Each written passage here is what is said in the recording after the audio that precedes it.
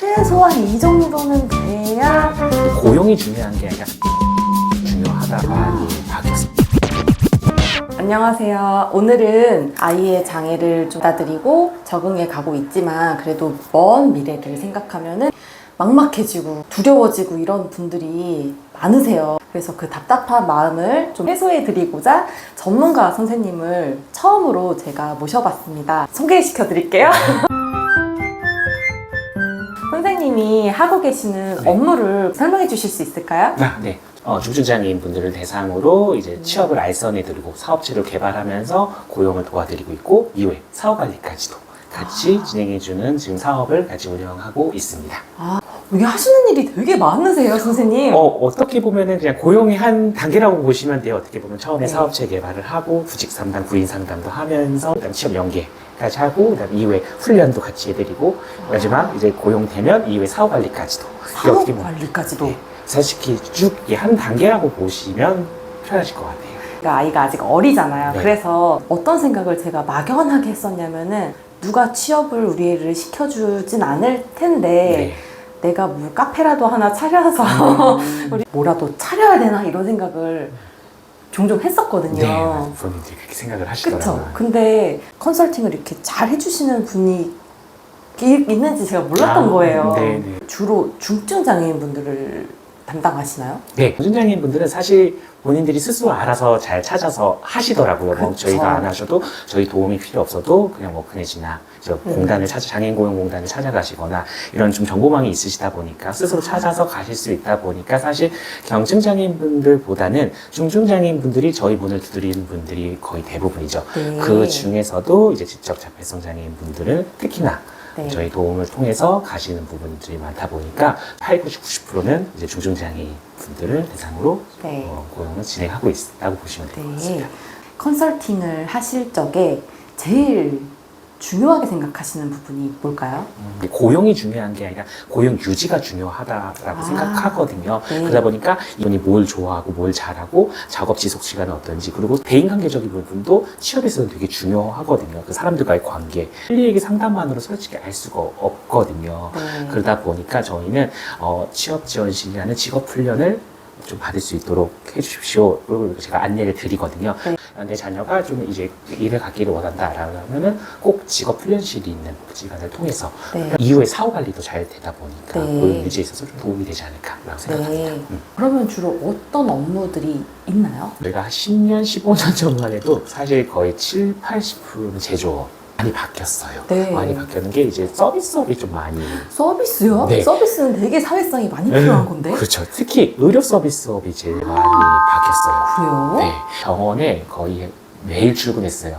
우리 분들이 할 수 있는 게 우리 중증 장애인들이 할 수 있는 분들이 왜냐면 사실 처음 시켰던 직무가 너무 어려운 직무고 할 수 없는 직무여서 제가 거의 출근하다시피 거의 찾아봤거든요. 그래서 한 가지 제안을 드린 게 이제 환자 이송 업무. 베드로 해서 이제 병동으로 옮기거나 병동에서 뭐 수술실로 옮기거나 이런 병에 2명을 먼저 왜냐면 무조건 컴플레인 들어온다. 무조건 컴플레인 들어온다라고 하셔가지고 직감이. 하셨는데 생각보다 분이 지금도 다니고 계세요. 네, 맞아요. 장기 근속이. 장기 근속. 그분이 사실 글을 정확하게 읽지를 못하셨어요. 오, 예. 그래서 병원이면 막 어디로 가야 되지? 맞아요. 이렇게 글을 다 알잖아야 되잖아요. 맞아요. 그 명칭이 되게 어렵더라고요. 낯선 명칭. 맞아요. 네. 그러다 보니까 그 명칭을 저희가 다 메모장에 적어주고 외울 수 있도록. 여기서 직무교육하면서 맞아요. 약간 미숙했던 한글까지도 맞아요. 자연스럽게 그렇게 네. 하시면서 하셨고 당사자에 맞게끔 지원을 하는 거거든요. 코 가르치는 이 훈련을 다 무료로 해주셨다는. 네, 저희는 이렇게 취업하게 해주면 너무너무 좋은데 네. 사업주님들은 왜 발달장애인 분들을 채용을 하는 걸까요? 사업주분들도 솔직히 손해보는 장사는 절대 하지 않으세요. 네. 가장 첫 번째인 이유는 고용 부담금 때문에 하시는 거예요. 상시 근로자가 만약에 100인 이상 사업체다 그러면 3명 이상 을 고용을 해야지만 이제 부담금을 받지 않거든요. 그러다 보니까 이 부담금을 해소하기 위해서 저희한테 컨설팅을 요청하는 회사가 많고 사실 처음에 오는 사업체 분들은 거의 다 경증장애인 선호하시죠. 사실 경증장애인분들 취업을 하는 것보다 중증장애인 분들을 하시는 게 사업체 입장에서는 더 도움이 되는 게, 경증장애인 한 명 고용하면 한 명 고용한 걸로 되는데, 네. 중증장애인 한 명 고용하면 2명이 고용된 걸로 회사에서 카운트가 돼요. 네. 경증장애인은 4명을 고용해야 되는데, 네. 중증장애인 2명만 고용해도 고용한 셈이 된 거죠. 그렇다면 월급을 또죠. 절반이 그렇죠. 줄어드네요. 사업체는 손해보는 장사 절대 안 하잖아요. 처음에 제시한 사업이 그 직무가 제가 봤었을 때 너무 어렵다라고 네. 판단되면 저는 회사를 한 바퀴 쭉 돌아요. 그래서 우리 분들이 할 수 있는 거에 대해서 좀 찾아봐요. 그럼 이거에 대해서 같이 배치를 해보는 게 어떨까요를 저 처음에 제시를 하고, 이렇게 진행이 되는 거죠. 발품을 엄청 파시네요. 그래야 돼요. 사후 관리라 그러면은 만약에 그런 건가요?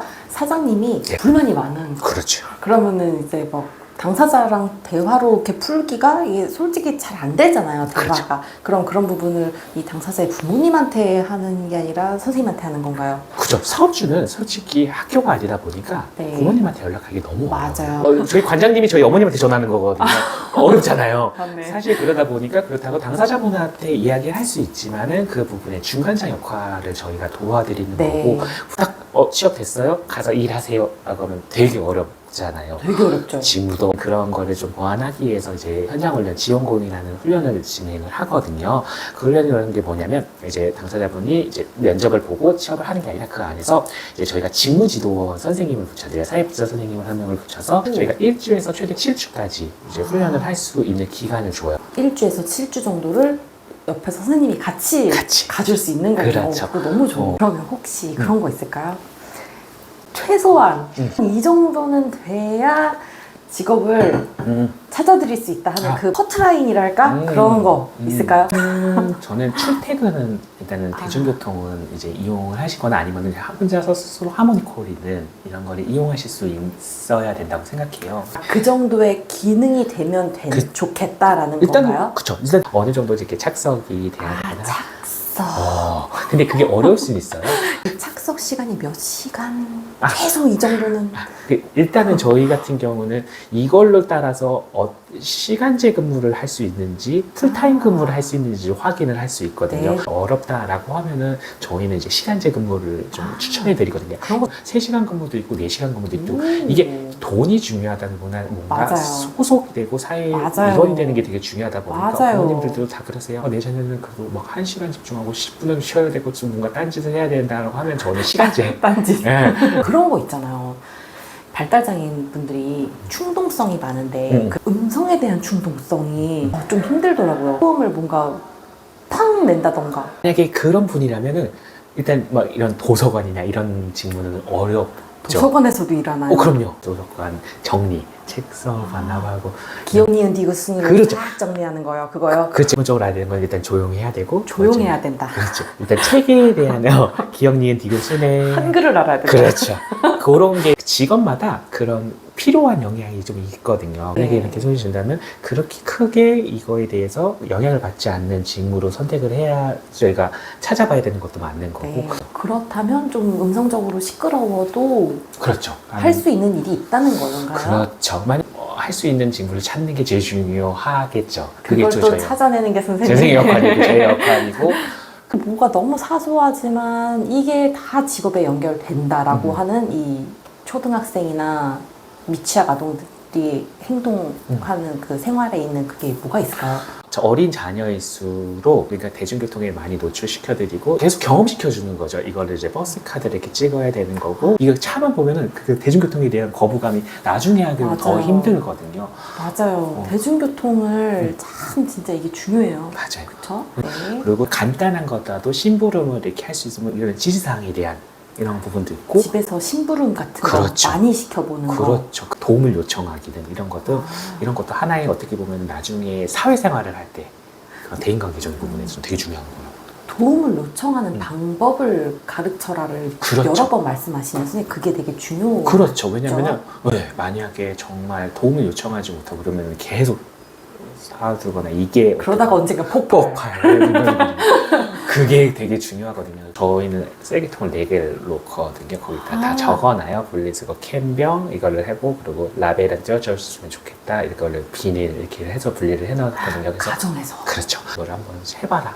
하고 이렇게 하는 게 그런 것이 이 어린 자녀 아이들한테는 굉장히 도움이 다 직업 훈련이네요. 그렇죠. 쓰거나 닦거나 네. 이게 되게 쉬운 것 같으면서도 안 해보면 어렵거든요. 빗자루를 네. 쓰는 거나 이런 것도. 네. 뭐 그런 것도 되게 약간 소근육도 계속 활용할 수 있도록 해주고 대근육도 계속 활용할 수 있도록 하는 게 저는 되게 중요하다라고 볼 수 있어요. 좋은 말씀이었어요. 얘기를 들어보니까 직업도 좀 다양한 것 같고 네. 취업이 성공한 당사자분들도 분들의 장점도 다양한 것 같고 좀 다양하다는 느낌이 드는데 장기근속을 성실하게 잘 해내는 분들이 갖고 있는 이 공통점이 있었을까요? 그죠. 있죠. 직업에 대한 만족도가 일단 높아야. 본인의 만족도가 네, 있어야 맞아요. 된다. 그렇죠. 어떤 친구는 식당에서 일을 하거든요. 이분이 되게 식탐이 많아요. 근데 되게 말랐어요. 되게 말랐는데. 말랐는데 우와. 배식이 끝나고 식사를 하잖아요. 뷔페처럼. 그렇죠. 매일이 뷔페. 매일 뷔페고 또 어떤 여사님들이 근무하다 보니까 얼마나 잘 식당 잘 챙겨주시죠. 잘 먹으니까. 네. 근데 거기다 또 말랐어. 근데 많이 먹어야 될 것 같아. 근데 많이 챙겨주죠. 그래서 얘네 식당에서 좀 식단 조절해야 된다고 제한된 양을 먹였는데 거기 가니까 푸짐하게 먹을 수 있는 거예요. 자유인 거. 그렇죠. 그러니까 그분한테는 직업의 만족도가 너무 높은 거예요. 그 친구는 또 이제 과천으로 옛날에 출퇴근했는데 지금 4호선 라인을 쭉 타잖아요. 네. 그 친구가 지하철을 타는 거 되게 좋아해요. 아. 그러니까 내가 일은 좋네. 내 일은 할만해요. 근데 뭐가 제일 좋니? 오다 가면서 지하철을 타는 게 너무 좋다고 하더라고요. 네. 그분한테는 그게 직업을 유지하는 자기의 원동력이 되고 그러니까 그게 각자 가지고 있는 직업을 유지하는 데 다 이유가 다 있더라고요. 네. 어떻게 다 보면 다르네요. 일단은 병원에서는 대우를 너무 잘해줘요.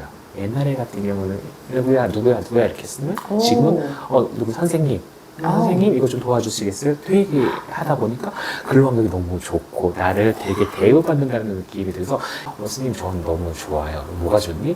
그냥 선생님들이 다 너무 친절하고 좋아서 좋아요. 본인이 스스로 이런 근로의 만족도가 높아야지 사실 그리고 부모님도 만족해 하시고. 근데 당사자가 만족하면 부모님들은 그냥 그래, 맞아요. 자동으로 만족해요. 맞아. 내 자녀가 네. 그래도 장애가 없는 사람들도 내가 마음에 안 들면은 못 하는 거거든요. 맞아요.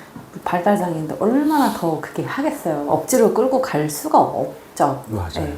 또 어떤 특징이 있었을까요? 성실함?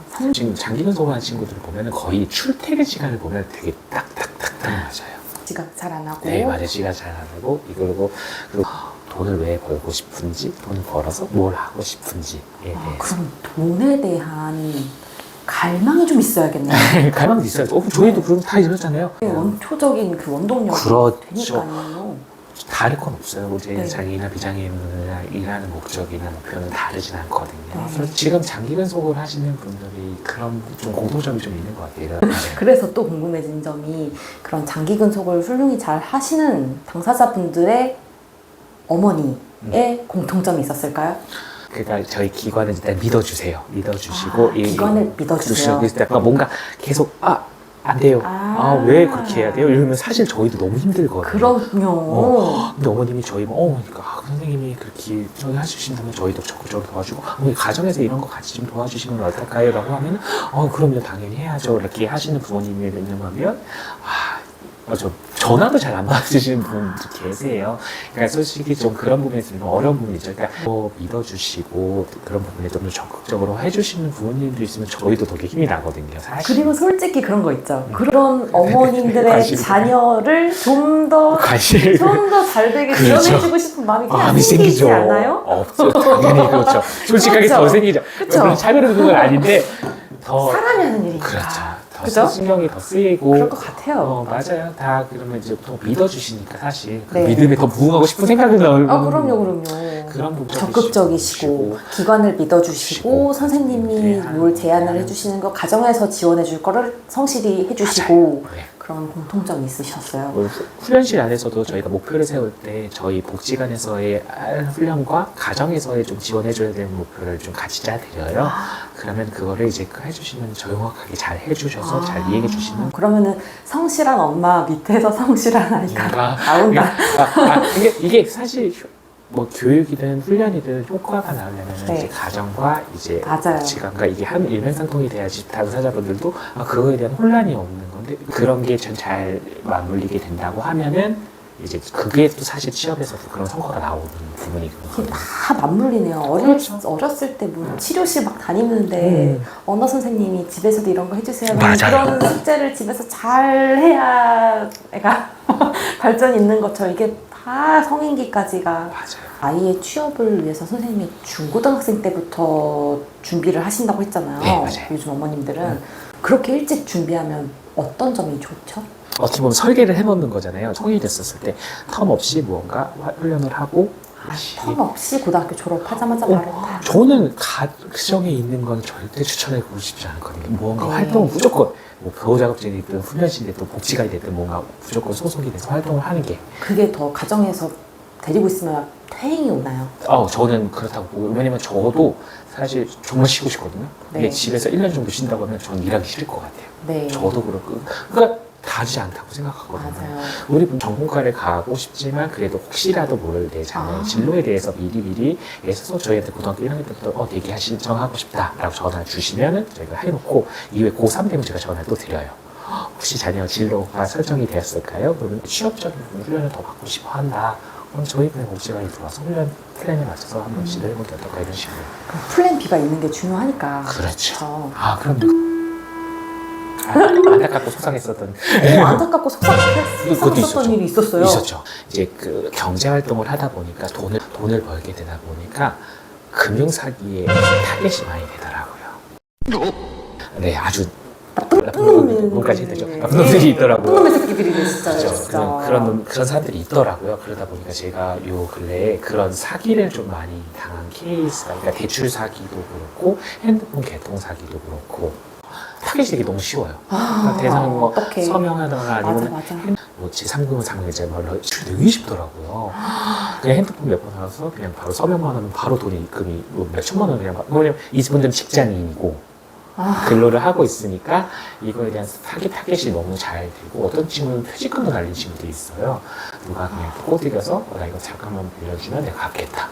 그럼 그 마음 다친 게 진짜 오래 갈 텐데. 맞아요. 이게 그 같이 일하는 직장 동료한테 되게 그 직장 동료 잘해줬던 거죠. 한 1년에 잘해줬다. 같은 직장 동료가 사기를 친 거예요? 네.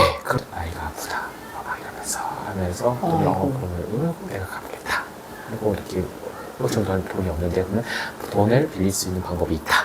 이렇게 해갖고 근데 그런 것도 있고 핸드폰 개통 그렇게 있고. 돈을 빌릴 수 있는 방법이 있다 해서 제3금융으로 가서 그렇죠. 그 사람 핸드폰. 명의로 돈을 이거 서명하면 된다. 금리가 막 엄청 높은 그걸요? 네, 이 절차가 되게 간단하더라고요. 간단하죠. 논스탑. 그러니까 묻지도 우리 분들이 따지지도 또, 않고. 그렇죠. 우리 분들이 그래도 다 보고 뭐 대출 받았던 적도 없고 돈 거래했던 게 없으니까 신용이 깨끗한 거죠. 내가 서명했을 때 그거에 따른 책임.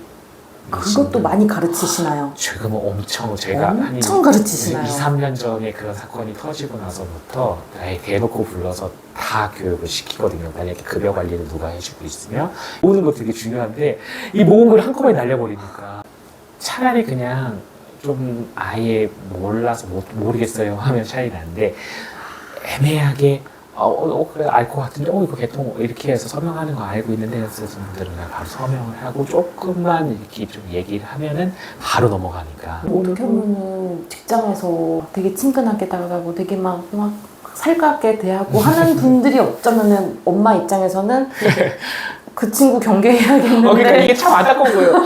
이게 그러니까 이 사람을 그렇게 다가오면 정말 좋은 마음으로 이렇게 해주신 분들도 있는 반면에 그런 좀 악의적인 마음을 가지고서 참 경계해야 된다라고 하기도 참 애매하고 관계는 좋게 가지되 그러니까 몇 가지 중요한 부분 이제 뭐 통장을 달라 돈을 달라 계좌를 해달라 서명을 해달라 이런 부분은 꼭 부모님이나 선생님한테 꼭 확인을 했으면 좀 좋겠어요. 달달 외우게 시켜야겠네요. 맞아요. 통까지. 핸드폰. 그냥 주면 안 돼요. 핸드폰을 주면 잔금만 풀면 거기서 바로 서명을 하더라고요. 핸드폰 풀어서 줘봐라. 나한테 줘봐 해서 마음대로 조작할 수 있게 하는 그렇죠. 거. 그게 근거도 안 높더라고요. 제일 위험하네요. 그러니까 핸드폰은 본인이 한 거처럼 돼버리니까. 그렇죠. 핸드폰을 나한테 줘봐라. 도장을 나한테 줘봐라. 그렇죠. 사인을 엿다가 해봐라. 해봐라. 몇 가지 이거를 달달달달 진짜 암기를 시켜야겠어요. 교육을 시켜야 돼요. 그래서 이게 또 제가 했던 거는 그것도 그 사람이 갚을 거라 끝까지 믿고 있어요. 그런 친구도 있어요. 엄마 갚을 거야. 그래서 그냥 저기 하자 이렇게 했던 친구도 있어. 근데 부모님 마음이 참 뭔가 복합적이겠다. 왜냐면 얘가 사람을 막 아무도 못 믿게 만들고 싶지는 않으면서도 그렇죠. 그러니까 성인이 된 모습을 상상하면은 그렇죠. 늘 막막하단 말이에요. 그런 분들을 위해서 희망의 아, 네. 메시지랄까? 사실 부모님들이 막막한 건 사실이에요. 근데 이제 어머님처럼 강의를 듣고 이게 좀 막막했던 거에서 좀 약간 기대로 변화하는 게 되게 중요하거든요. 근데 거기에서 보면은 일단은 어떻게 보면 계획이거든요. 그러니까 이제 현재 상황에만 집중을 하다 보니까 점점 막막해지는 거예요. 그러니까 네. 조금 넓게 보셨으면 좋겠어요. 어머니도 평생석의 부모 교육을 들으신 거잖아요. 그런 교육이 되게 많아요. 좀 평생설계에 대한 부분이 되게 많이 이슈가 되고 있고 중증장애인 네, 평생 평생설계. 설계 부모 교육이 찾아보면 지자체마다 다 있다. 있다. 이제 내 자녀를 딱 봤었을 때 되게 막막하거든요. 어떻게 보면 다 치료 이런 게 있다 보니까 어떻게 보면 내 자녀도 나의 삶과 크게 다르지 않은 거라고 생각하거든요. 그래서 그때 시기 때마다 내 자녀에게 뭘 했으면 좋겠는지 그리고 되게 사소한 거지만은 계속 스스로 경험해보고 활동해봄으로써 뭔가 계속 노출시켜줌으로써 내 자녀가 스스로 할 수 있는 걸 계속 늘려가는 게 되게 좋다고 생각하거든요. 네. 주변에 보면 복지관 이런 데들이 시장이 많아요. 그런 데서 좀 뭔가 많이 정보를 그냥 딱 치료를 받고 하는 게 3층에 보면은 직업훈련팀도 있고 직업지원팀도 있고 네. 성인분들이 뭘 하고 있는지 한번 올라가 봐서 들여다봐라. 맞아요. 되게 가까운 곳에 정보를 찾을 수 있는 것이 되게 많거든요. 네. 그러니까 치료를 받으시면서 이렇게 하시면서 한번 주변은 복지관이든 이런 데 한번 보시면 생애주기별로 그에 맞는 프로그램이 너무 다양하다 보니까 그걸 한번서 정보를 찾아보시고 정말 막막했던 게 조금 더 그래 내 자녀가 이렇게 하면서 좀 도움을 받을 수 있겠구나라는 걸 조금 더 계획을 좀 짜보시면은 조금 좋지 않을까. 너무 당장 닥쳐있는 내 발밑만 보지 말고 좀 멀리 보면서 좀 실행 가능한 계획을 세워가면서 네, 맞아요. 지내라. 그렇죠. 그리고 그냥 막막해 하고 있지 말고 정보를 좀 네. 얻어라. 그럼요. 네. 너무 많아요. 지금 성인이 돼서 그럼요. 갈 만한 곳이 예전에는 정말 한정적이었는데 정말 많거든요. 지금 성인이 돼서 갈 만한 곳이 네, 정말 많아요. 많아요. 그래서 다양하게 갈 수 있고 다양한 진로를 선택할 수 있고 내 자녀에 맞게끔 갈 수 있다 보니까 너무 막막해하기보다는 이런 계획을 짜서 기대할 네. 수 있는 좀 했으면 좋겠어요. 네. 좋은 말씀 많이 나눠주셔서 감사합니다. 네, 선생님. 감사합니다. 도움이 됐으면 좋겠습니다.